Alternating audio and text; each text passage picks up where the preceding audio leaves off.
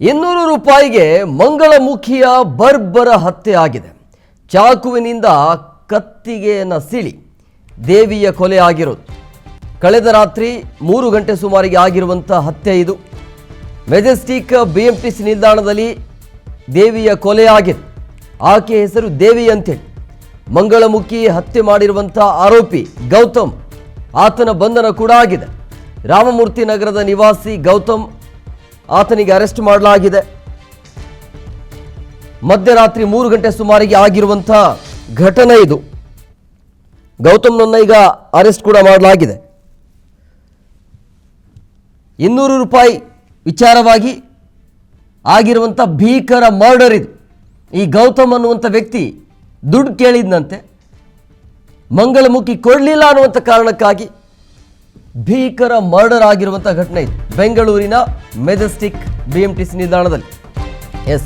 Robbery ಮಾಡಲು ಬಂದಿರುವಂತಹ ಗೌತಮ್ನಿಂದ ದೇವಿಯ ಹತ್ಯೆ ಆಗಿದೆ.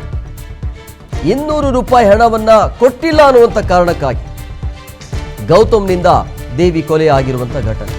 ನಿನ್ನೆ ರಾತ್ರಿ ದೇವಿ ಬಳಿ ಈತ 200 ರೂಪಾಯಿ ಕೇಳಿರ್ತಾನೆ ಗೌತಮ್. ಹಣ ಇಲ್ಲ ಅಂತ ಹೇಳಿದ್ದಕ್ಕೆ ಅಥವಾ ಕೊಡಲ್ಲ ಅಂತ ಹೇಳಿದ್ದಕ್ಕೆ ಡ್ರ್ಯಾಗರ್ನಿಂದ ಕೊಲೆಗೈದಿರುವಂತಹ ಗೌತಮ್.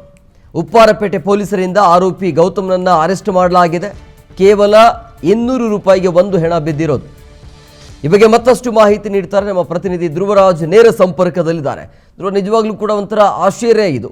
200 ರೂಪಾಯಿಗಾಗಿ ಒಂದು ಹೆಣ ಬಿದ್ದಿರೋದು ಇಲ್ಲಿ. ಸೊ ಏನಾಯಿತು ಅಂದರೆ ಈ ಪ್ರಕರಣಕ್ಕೆ ಇನ್ ಡೀಟೇಲ್ ಏನು ಮಾಹಿತಿ ಇದೆ? ಅಂದರೆ ದುಡ್ಡಿಗೋಸ್ಕರನೇ ಆಗಿರೋದು ಅಥವಾ ಬೇರೆ ಏನಾದರೂ ಈ ಪರಿಚಯನ, ಈ ಗೌತಮ್ ಅನ್ನುವಂಥ ದೇವಿಗೆ ಏನಾದರೂ ಪರಿಚಯನ, ಹೇಗೆ ಅಂತ? ಪ್ರೇಮ್ ಕುಮಾರ್, ಈಗ ಪೊಲೀಸರ ಪ್ರಾಥಮಿಕ ತನಿಖೆಯಲ್ಲಿ ಗೊತ್ತಾಗ್ತಾ ಇರುವಂತದ್ದು ಕೇವಲ 200 ರೂಪಾಯಿ ಹಣವನ್ನ ಕೊಟ್ಟಿಲ್ಲ ಅಂತ ಹೇಳಿ ಮಂಗಳಮುಖಿ ದೇವಿಯನ್ನ ಈ ಗೌತಮ್ ಎಂಬಾತ 29 ವರ್ಷದ ಗೌತಮ್ ಎಂಬ ಯುವಕ ಕೊಲೆ ಮಾಡಿದ್ದಾನೆ ಅನ್ನುವಂಥದ್ದು ಗೊತ್ತಾಗ್ತಾ ಇದೆ. ಈ ಘಟನೆ ನಡೆದಿದ್ದು ಇವತ್ತು ಬೆಳಗ್ಗೆ 3 ಗಂಟೆಯ ಸುಮಾರಿಗೆ.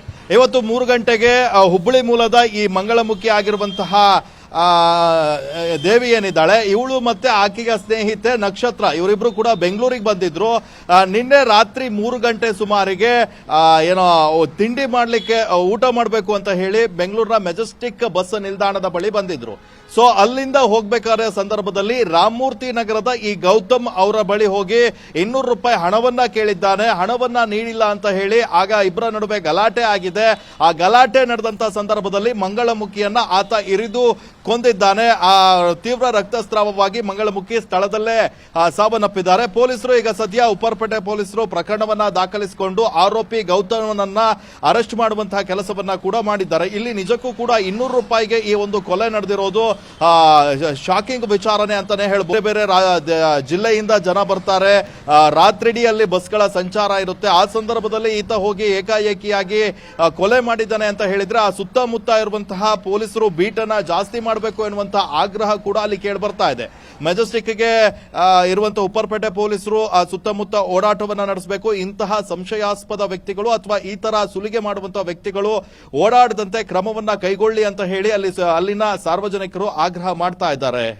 ಧ್ರುವರಾಜ್, ಈ ಗೌತಮ್ನ ಹಿನ್ನೆಲೆ ಏನಾದರೂ ಗೊತ್ತಾಗ್ತಾ ಇದೆಯಾ? ಈತನ ಕೆಲಸ ಕಾರ್ಯಗಳು ಏನು ಅನ್ನೋದು?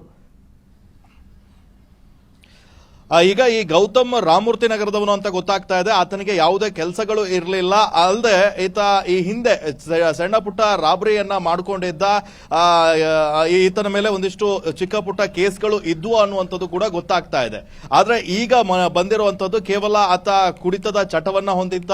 ಸೊ ಹೀಗಾಗಿ ಕೇವಲ 200 ರೂಪಾಯಿಗಷ್ಟೇ ಈ ರೀತಿಯ ಕೃತ್ಯವನ್ನ ಎಸಗಿದ್ದಾನೆ. ಇಬ್ಬರ ನಡುವೆ ಗಲಾಟೆ ಆಗುತ್ತೆ, ಹಣ ನೀಡಲ್ಲ ಅನ್ನುವಂತ ಒಂದು ಕಾರಣಕ್ಕಾಗಿ ಈತನ ಗಲಾಟೆ ತಾರಕಕ್ಕೇರಿದ ನಂತರ ಮಂಗಳಮುಖಿಯನ್ನ ಆತ ಇರಿದು ಕೊಲೆ ಮಾಡಿದ್ದಾನೆ. ಸದ್ಯ ಉಪ್ಪರಪೇಟೆ ಪೊಲೀಸರು ಈ ಗೌತಮ್ನನ್ನ ಅರೆಸ್ಟ್ ಮಾಡಿ ವಿಚಾರಣೆಯನ್ನ ಕೂಡ ನಡೆಸ್ತಾ ಇದ್ದಾರೆ. ಓಕೆ.